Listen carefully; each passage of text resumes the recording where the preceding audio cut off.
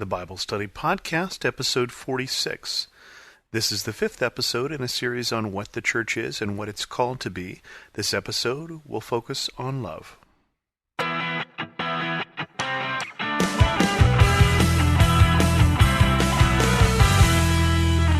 Welcome to the Bible Study Podcast. I'm your host, Chris Christensen.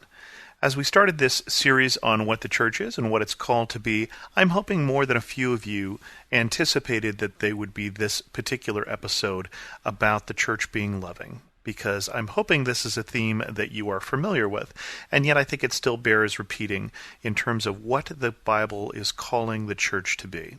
And we're going to start this episode with some very familiar verses about love.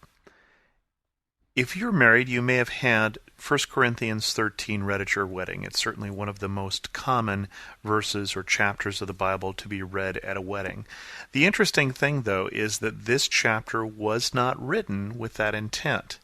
Although it certainly works well, as it is a chapter that tells us about love, the focus of this chapter is the church and how the church is dealing, first of all, with one another inside the church.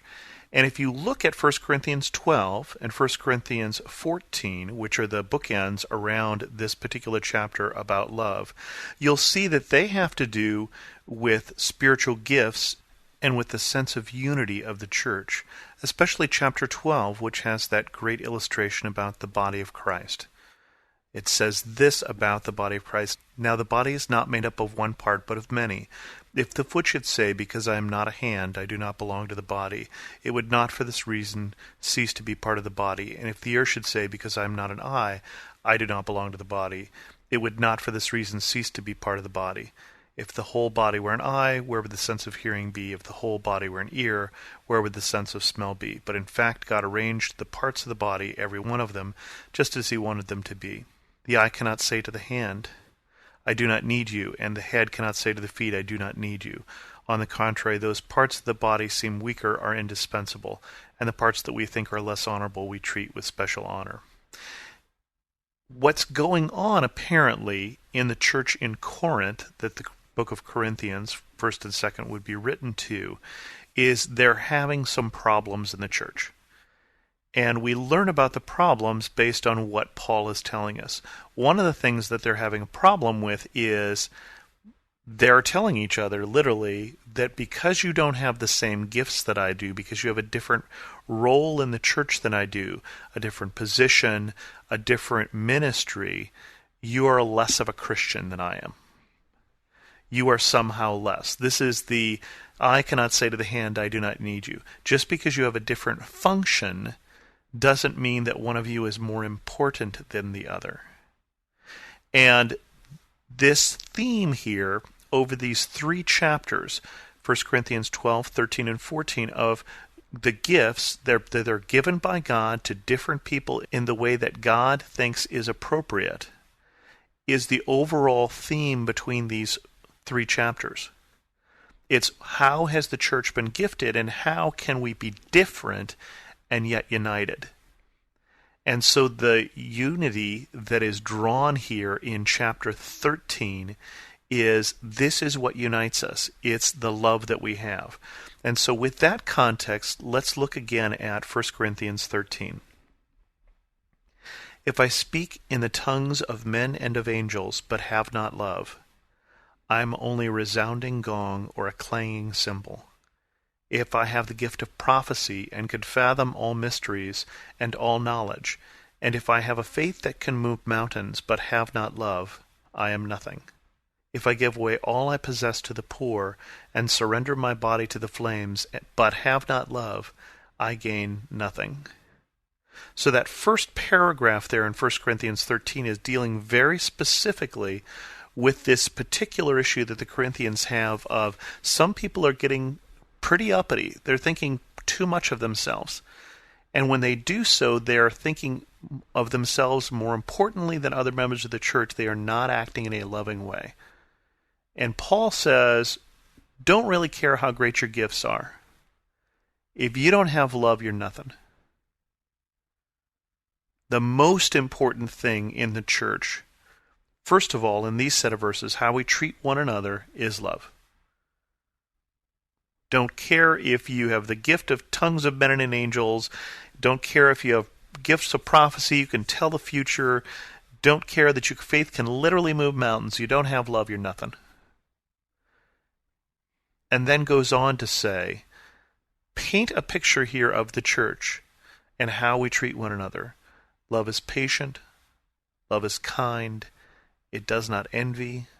It does not boast. It is not proud. It is not rude. It is not self-seeking. It is not easily angered. It keeps no record of wrongs. Love does not delight in evil, but rejoices with the truth. It always protects, always trusts, always hopes, always perseveres. Love never fails. But where there are prophecies, they will cease. Where there are tongues, they will be stilled. Where there is knowledge, it will pass away. For we know in part, we prophesy in part, but when perfection comes, the imperfect disappear. When I was a child, I talked like a child, I thought like a child, I reasoned like a child. But when I became a man, I put childish ways behind me. Now we see a poor reflection in a mirror, then we shall see face to face. Now I know in part, then I shall know fully, even as I am fully known. And now these three remain, faith, hope, and love. But the greatest of these is love. So when you hear these verses, I really do want you to have a picture of what would the church be like. What is the church like? Because I think that I've seen this in the church, although not perfectly. I've seen it more in some churches than others. But this is a picture of what the church is called to be. A love that is not self-seeking, that doesn't have these petty angries, that doesn't keep track of, you said this at the committee meeting, you did that before, that doesn't delight in bad things happening, but rejoices in other people's successes, rejoices in other people's gifts, even if we don't have them. This is a picture that Paul is painting here of the church. And he anchors these two other chapters here about the way we should worship in chapter 14 and called to be a body, many parts being brought together under the headship of Jesus in chapter 12, and says this is the glue. This love is how we're supposed to treat one another. I think we have trouble with these verses. I think we have trouble living them out. And I think we would be fortunate if that were all that we were asked to do. But Jesus made it even harder. We have to love one another, and then he said, of course, in both Matthew 5, a set of verses we looked at a few weeks ago, as well as Luke 6, to love our enemies. Here's the version from Luke 6. But I tell you who hear me, love your enemies, do good to those who hate you, bless those who curse you, pray for those who mistreat you. If someone strikes you on one cheek, turn to him the other also.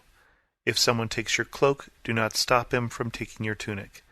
Give to everyone who asks you, and if anyone takes what belongs to you, do not demand it back. Do to others as you would have them do to you. If you love those who love you, what credit is that to you? Even sinners love those who love them.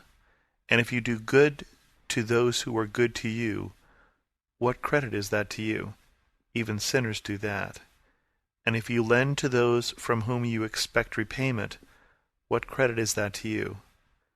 Even sinners lend to sinners, expecting to be repaid in full.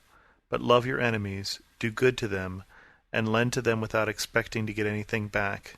Then your reward will be great, and you will be sons of the Most High, because He is kind to the ungrateful and wicked. Be merciful, just as your Father is merciful. What he's saying is he is calling us to a love that he has demonstrated for us. He is calling us to a sacrificial love. A love that demands sacrifice. A love that isn't a Hollywood, you love me, I love you, and everything's good kind of love, but a love that goes beyond that. Obviously, Jesus went beyond that to the point of his death. He gave his life out of love. And the definition of love, biblical love, is this sacrificial love that thinks of the other person's well-being more than our own. And that's both within the church as well as those without. And in doing so, we are bringing the message of God's love to them. With that, we'll wrap this up for this week. If you have any comments or questions, go to thebiblestudypodcast.com or send an email to host@thebiblestudypodcast.com. And as always, thanks so much for listening.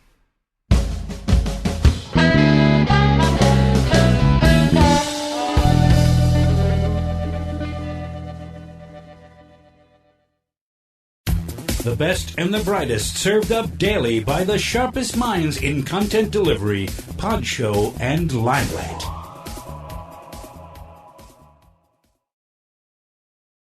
For some of us, personal finances aren't just personal. They include loved ones, neighbors, the communities we call home, and the causes we hold in our hearts.